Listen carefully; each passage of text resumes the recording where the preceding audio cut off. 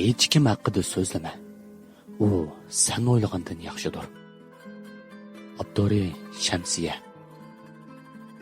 Mikrofon oldida Mahmud Kamil.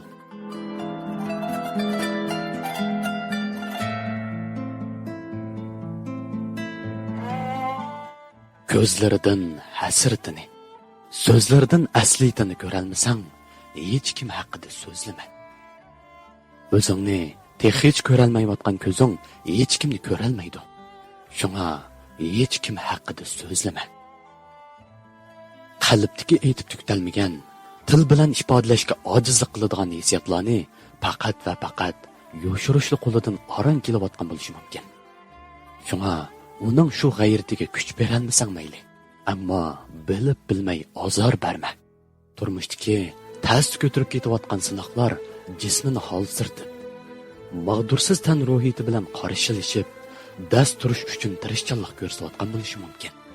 Shunga uni yo'lab qo'yish, qo'lidan yetilash qo'lingdan kelmasa mayli, ammo yo'llariga tosh tashlama.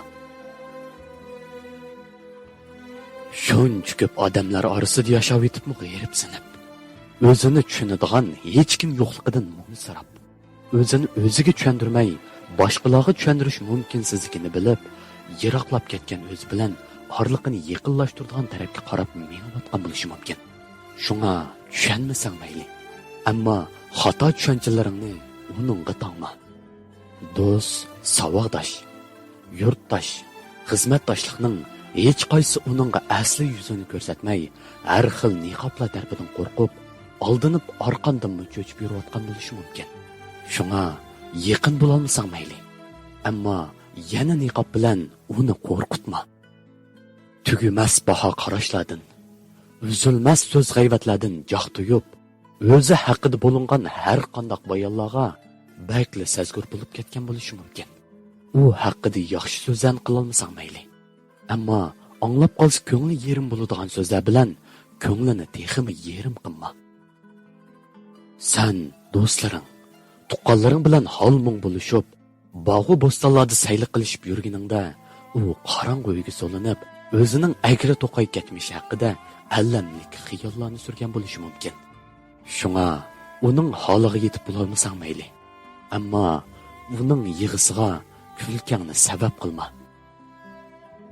Sen kitoblardagi esil hikmatlardan boshqalarga so'zlab berayotganingda, u shu hikmatlarni xulosalaydigan jarayonlarni boshdan kechirayotgan bo'lishi mumkin. Shunga so'zlab bersang mayli, ammo uning so'zini amaliyotga aylantirishiga oldirab marka chaplab qo'yma.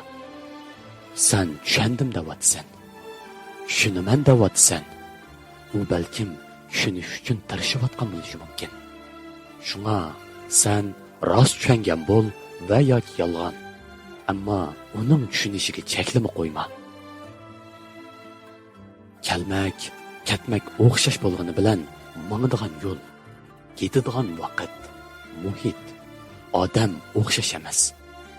Shunga hammamiz o'xshash degan shu rostiga jug'langan keraklaring bilan har kimga o'lcham qo'yma.